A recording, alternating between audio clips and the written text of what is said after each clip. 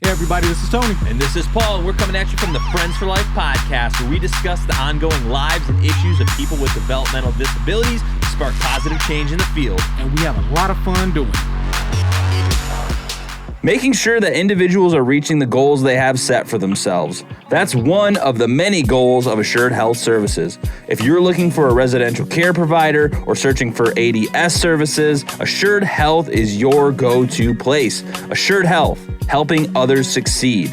Learn more at assuredhealthohio.com or call 419-442-8066.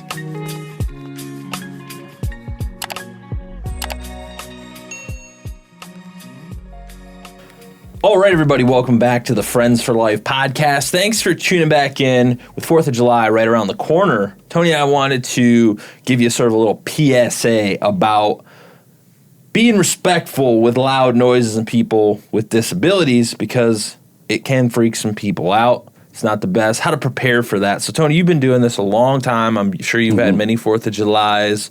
Yeah. People blowing up fireworks, occasionally having someone, be uncomfortable with that. So what is some stuff over the years you've learned to maybe keep people safe during that time? Because it can be stressful for a lot of people. Yeah, because what a lot of people don't really think about, or I think like most DSPs, like being a DSP and able to go see fireworks and just having typical ordinary outings is awesome. But if you do have someone with a sensory issue, you need to know this, before you bring them into big crowds. Maybe they have a problem with darkness. Some people don't want to be out when it's dark. And there's trauma behind that for some folks. The sound in general, I think that's a real easy one to point out. And even folks with PTSD and stuff, like those are very emotional triggers to have to hear and to be a part of those things. There was a gentleman that lived down the street from me, and I remember the cops being called on him because he came out, and it was just some people outside doing Roman candles, but it was enough that it took him back to his war days. And he was a vet, and it was a scary scene because he reverted. And a lot of our individuals can be like that. But I think the biggest mistake people make, though, is we make it about us versus the individual and the group. We're always looking to be comfortable ourselves and have fun and make work not feel like work, which is very, a tight-edged sword on for this field of work, because there's people right off the bat, they'll go in and say, oh, yeah, my client's my friend. But then there's other people like, hey, that client is just a client. I am just here to service.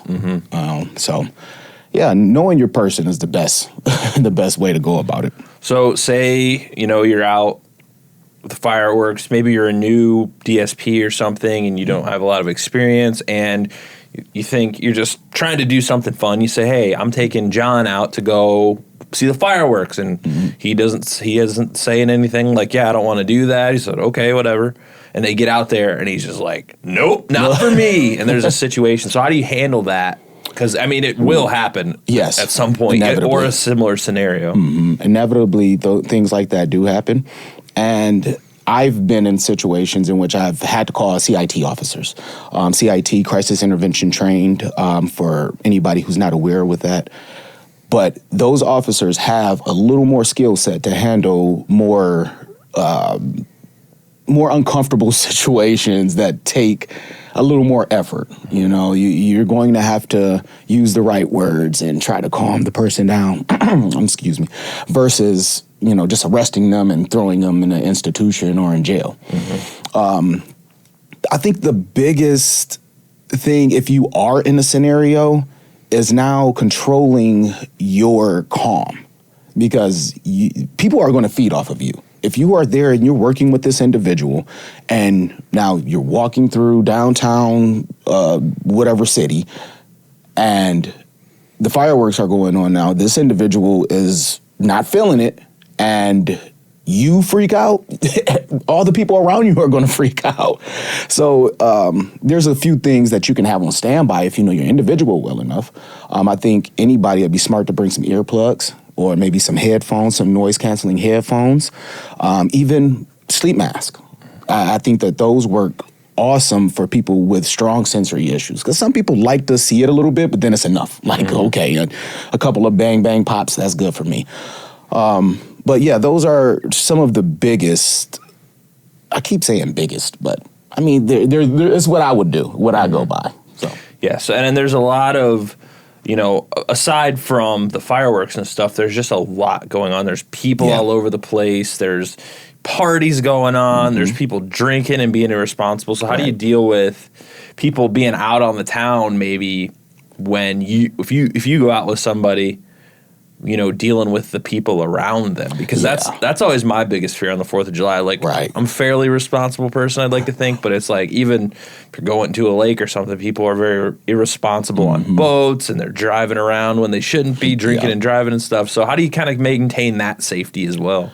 Now, that right there is where we have the issue with inclusion, I think, because it's typically because of those fears and those plausibilities of scenarios, we don't involve ourselves the same in this field of work, and we end up having our own get-togethers where we can kind of control the narrative. And again, is that right or wrong? Who knows? There's some people who will fight and say, no, they need to be out in the community. And there's others that say, well, when they're out in the community, this happens. And it's like, it's not pointing fingers at a right or a wrong scenario, but we do have to figure out a fix for it. I haven't been to a downtown event in quite a few years. So one of the last times I did go, though, I mean, it was a lot for me. I'm always around crowds, so I can handle it. But I'm from the inner city of Toledo, man. My head is on a swivel. Like, when I see too many people, I'm like, what's going on? Why are you walking up so close to me? So if an individual feels that way and they can't comprehend or utilize words or communication in a way to make others feel comfortable, it's going to cause just a hot mess. Yeah. But it's stopping it before it happens. If you see a drunken guy come up and he's starting to say something to your individual or something, like, that might be the cue to go ahead and hop in right now. Like, oh, thank you. Hey, Johnny, you want to go for a walk and go get blah, blah, blah? But you're always going to come around ignorant, hateful, weird people. Yeah, that's for sure. Yeah. The Reliable Drug and Alcohol Testing Clinic is a leading provider and convenient source of pre-employment and occupational type testing. Their clinic provides services to a wide range of private businesses, healthcare facilities, and municipal and county courts. Reliable is an independent, locally owned clinic. As a result, they provide their services at a lower cost than the major hospitals, have faster turnaround times on test results, and eliminate the long waits typically incurred at these larger facilities. To learn more, visit reliabledrugtest.com. So, yeah, recently, weirdly enough, I filmed a commercial for a fireworks store. Really? And I was asking him, I was like, so is there anything, like, interesting that you sell besides your standard fireworks that I should know about? And apparently they started producing fireworks that are quieter. They're not like dead silent. Yeah, but they make fireworks that are less loud. That's what, and they're for people with PTSD or people that or like pets that run away. Like, that's a big issue around the 4th of July. Oh, that's happened a few times in where we go for the 4th. Yeah, so they started making these fireworks that are quieter. And I think in the Toledo area, they sell them. I don't know if they sell them everywhere, but a few places will sell them. But yeah, I just learned about that. So, I mean, if people do have sensory issues, but they still are interested in seeing fireworks, that could be an option. Definitely. But I mean, fireworks aren't cheap by any standard. I spend quite a bit every year. Yeah. I learned about it. I thought it was strange. I'd be interested to see how loud they actually are. Yeah, because they're called subtle fireworks. Yeah, because they have like a meter for how loud they are on most of the mortar cases and stuff. But yeah, I would like to try that and see how it is. That might be a little experiment for this 4th to fill it out. Yeah, that's pretty cool. And I think another thing Because when I was doing it, they wanted to talk about fireworks safety a lot because people inevitably hurt themselves doing fireworks and they're dangerous. And one of the things I learned... Hands blown off and everything. Yeah, especially like people think... I think this would apply a lot to the DD field, IDD world would be, a lot of people think sparklers are fun, little toys. Yeah, but they can they burn so hot that they can melt metal. Oof. So you got to be a little cognizant too. I mean, it's always fun to let everybody be involved with the 4th of July. I love the 4th of July. It's one of my favorite holidays. But you can't be handing out burning hot stuff to people. I mean, sometimes you don't think about it though. You're in the moment. Everybody's handing out sparklers, and you're like fun. And someone with a disability might just be like, "Oh, cool," and touch it or something. Yeah. And I mean, we've all done that as kids. Yeah. Oh, cool. Burn. I mean, my son had a black line right in his hand because he grabbed onto it before. I was like, dang, dude. Yeah. So, I mean, it's no different. So just thinking about things like that, too, is pretty important. Yeah. You don't want to injure somebody, and then that could also turn into a situation. Well, and then it's like piggybacking off of that, we can't always do what our clients want to do because they might want to do something that's not like I've been around people that shoot Roman candles at each other. I like highly unadvised. Yes, do not do that, people. It says it right on there. But these people are nuts. And I love them because they're close to me. But I don't get involved. I record. That's it. Because I am not, I've been burnt and I don't want to go through that experience again. But we can't have individuals just, I would advise, even if they're their own guardian or anything, watch your liabilities, people. Like, make sure your agency says it's okay. Johnny wants to buy that firecracker thing, boom, and he's his own guardian. But check with your company because for Friends for Life, if any of my staff do it, it's over with. Like, no, don't be handing individual that is too much of a liability. Mm-hmm. That's scary, man. I'm just like, I'm really thinking about how subtle and how quick things can change when you're having fun. Mm-hmm. And all it takes is one miscounted Roman candle and an individual look in, wow, there's the eye. Mm-hmm. So. Yeah. Fireworks are incredibly dangerous. There's no doubt about that. And I actually learned that they started making these ignition systems, I guess, that are pretty safe. You can control them with your phone and stuff. Yep. I don't know how expensive they are. Like $400. But $400 is better than blowing an eyeball out. True. Yeah. And it all depends on how big it is because the system I was looking into, it could do up to 32 separate ignitions.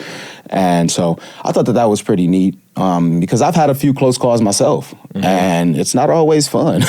Well, it just sounds like it could be a better option altogether, especially if you can reuse it over the years. Like the main compartment, obviously something has to shoot a spark or so. I don't know how it works, but I feel like it would just make for a better fireworks show because you don't have to run with a lighter, run away, and then run back and let it blow up, and then run back. Like, you get to just relax. Yeah. But yeah, anything to be more safe, I feel like is always a great option, whether it's IDD or not. I mean, I don't screw with fireworks. Like, they scare me. I really like having my fingers, and I do not like getting burned. Yes. So it's like I'll watch them, but it's not my thing. Maybe we'll get you out of that. Maybe I can get you to like stuff like that. Is there any other safety tips that you would have off the top of your head before we wrap this up around the 4th of July? Because it is one of the more dangerous holidays just because of the explosives. And if you take an individual anywhere near water, boats, jet skis, it's already picking up. We both go up to a lake in the summertime, and I was up there last week, and I saw people on boats that shouldn't be on boats. They're driving jet skis and stuff 20 feet from each other. Dude, I just saw the same thing. Yes. Like, highly. It's nuts. But yes, I think some of the best safety that I can give you, or the precautions that I take, if you are going to get yourself involved and you're an adult and you're not working for an or you're not working for an agency or anything, I cover up all my fireworks that are not being used with a flame retardant tarp to keep any spray away or any drop downs. Grass, it's been pretty dry lately. So spray your grass down, spray your yard down, spray your roof down if you're doing any of these things close to your home. I also believe in eyewear. You know, wear appropriate shoes. Don't be running back and forth in flip-flops. You know, if you can't afford Crocs. this. Yeah, Crocs. You know, long sleeves. You wear long sleeves yourself, just in case there's a spark or something. And a flame retardant shirt. If you're going to do long sleeve, because the last thing you want is to wear a cotton shirt and it catches on fire and then you're stuck in the wind. Bad. But yeah, man, and keep people at a safe distance. Have fun. Don't drink and do the fireworks. That's just begging for issues. So yeah, you pretty much covered all the safety points. Yeah, man. So just have fun out there, though, people, and enjoy how you can. Enjoy it with your individuals, your families. Cook out. Yeah, that's my favorite part. Yeah, grilling and chilling. Well, thank you, everybody. We hope you have a wonderful 4th of July. It's one of our favorite holidays. I love it. Mm-hmm. It's like a few days away from my birthday, and I think it's the greatest holiday of the year. And baby. Just remember to stay safe out there. If you're taking individuals out, just keep in mind that people around you are going to be acting a little strange, drinking, partying, having fun. There's nothing wrong with that. Just remember to keep everybody safe. That's the biggest takeaway we want to give you this year, so that they can always have fun. It doesn't become a traumatizing holiday. It should be a good time for everybody. So thanks for listening. We'll be back next week with another episode. All right, later. THS Remote Supports is clearly focused on improving independent living through dynamic and personalized services. Their systems have been carefully developed and perfected to ensure that everyone receives the best care through the least intrusive means possible. Located in Cincinnati, Ohio, they've spent over 20 years providing in-home supports to individuals with disabilities. If you or someone you know is looking for a remote service provider, go to thsrss.com or call 513-882-9088.